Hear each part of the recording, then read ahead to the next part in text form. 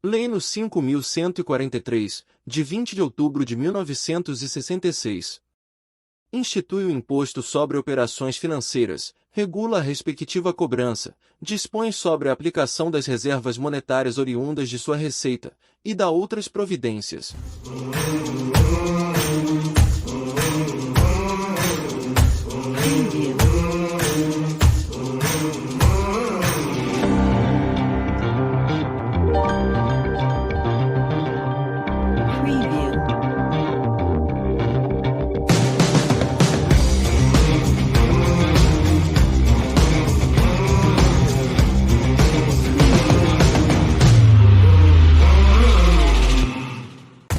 Artigo 1º. O Imposto sobre Operações Financeiras incide nas operações de crédito e seguro, realizadas por instituições financeiras e seguradoras, e tem como fato gerador. Inciso 1. No caso de operações de crédito, a entrega do respectivo valor ou sua colocação à disposição do interessado. Inciso 2. No caso de operações de seguro, o recebimento do prêmio. Artigo 2º. Constituirá a base do imposto. Inciso 1. Nas operações de crédito, o valor global dos saldos das operações de empréstimo, de abertura de crédito e de desconto de títulos, apurados mensalmente.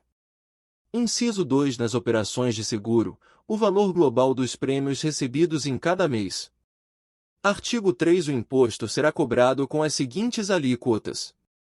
Inciso 1. Empréstimos sob qualquer modalidade, as aberturas de crédito e os descontos de títulos menos 0,3%. Inciso 2. Seguro de vida e congêneres e de acidentes pessoais e do trabalho menos 1,0%. Inciso 3. Seguros de bens, valores, coisas e outros não especificados, excluídos o resseguro, o seguro de crédito à exportação e o de transporte de mercadorias em viagens internacionais, menos 2,0%. Artigo 4º. São contribuintes do imposto os tomadores de crédito e os segurados. Inciso 1. No caso do inciso I do artigo 1º, a instituição financeira, referida no artigo 17 da Lei nº 4.595, de 31 de dezembro de 1964, que realiza a operação como supridora de valores ou crédito, ou efetua o desconto. Inciso 2. No caso do inciso 2º do artigo 1º, o segurador. Artigo 5º. São responsáveis pela cobrança do imposto e pelo seu recolhimento ao Banco Central do Brasil, ou a quem este determinar, nos prazos fixados pelo Conselho Monetário Nacional. Inciso 1. Nas operações de crédito, as instituições financeiras a que se refere o artigo 17 da Lei nº 4.595, de 31 de dezembro de 1964. Inciso 2. Nas operações de seguro, o segurador ou as instituições financeiras a quem este encarregar da cobrança dos prêmios. Artigo 6º. Sem prejuízo da pena criminal que couber serão punidos com: Inciso 1. Multa de 30% a 100% do valor do imposto devido, à falta de recolhimento do imposto no prazo fixado. Inciso 2. Multa de valor equivalente a 500 obrigações do Tesouro Nacional, OTN, a falsificação ou adulteração de guia, livro ou outro papel necessário ao registro ou ao recolhimento do imposto ou a coautoria na prática de qualquer dessas infrações. Inciso 3. Multa de valor equivalente a 350 obrigações do Tesouro Nacional, OTN, o embaraço ou impedimento da ação fiscalizadora ou a recusa de exibição de livros, guias ou outro papel necessário ao registro ou ao recolhimento do imposto, quando solicitado pela fiscalização. Inciso 4. Multa de valor equivalente a 20 obrigações do Tesouro Nacional, OTN, qualquer outra infração prevista no regulamento. Parágrafo único. Na hipótese do inciso 3º será imposta cumulativamente a penalidade que couber, se for apurada a prática de outra infração. Artigo 7º. A instituição financeira ou seguradora, que, antes de qualquer procedimento fiscal, recolher espontaneamente o imposto fora do prazo previsto, ficará sujeita a multa de 20% do imposto, a qual será incluída na mesma guia correspondente ao tributo, sem necessidade de autorização ou despacho.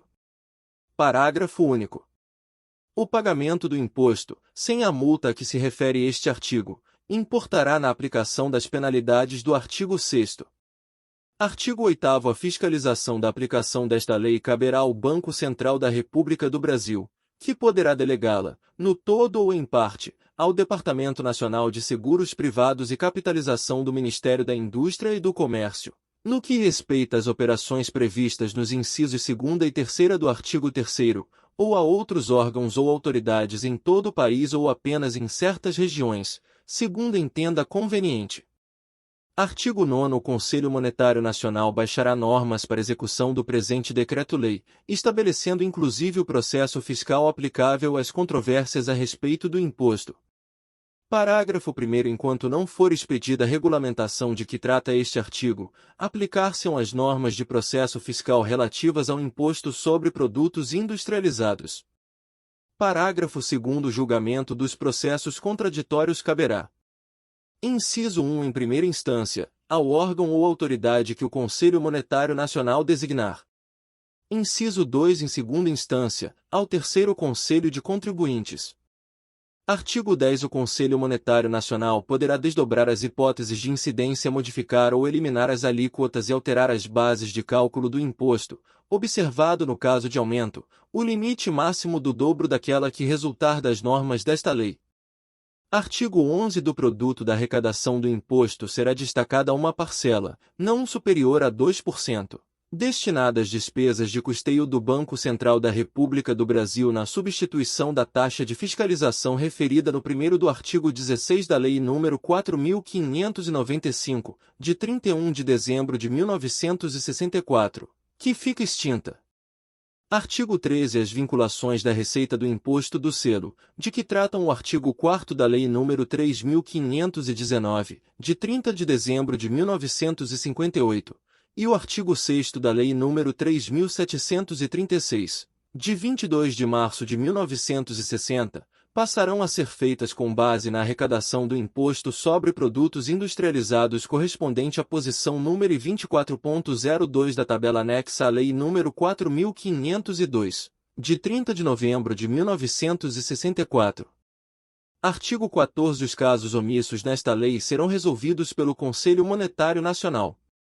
Artigo 15. São revogadas as leis relativas ao imposto do selo e as disposições em contrário, e o artigo 11 da Lei nº 1002 de 24 de dezembro de 1949, observado o seguinte. Inciso 1. Aplicar-se-á a legislação vigente à época em que se constituiu a obrigação tributária, no caso de exigência do imposto cujo fato gerador tenha ocorrido até 31 de dezembro de 1966. Inciso 2. A complementação periódica do imposto do selo deixará de ser obrigatória a partir de 1º de janeiro de 1967, ainda que a ocorrência do respectivo fato gerador seja anterior à vigência desta lei. Inciso 3. As sanções previstas na Lei nº 4.505, de 30 de novembro de 1964, regulamentada pelo Decreto nº 55.852, de 22 de março de 1965, aplicam-se às infrações das respectivas normas ocorridas durante a sua vigência, ainda que se relacionem com hipóteses de incidência que esta lei revoga. Artigo 16. A partir da data da publicação desta lei, o Ministro da Fazenda, por proposta do Conselho Monetário Nacional, poderá reduzir ou suprimir o imposto do selo sobre operações de câmbio.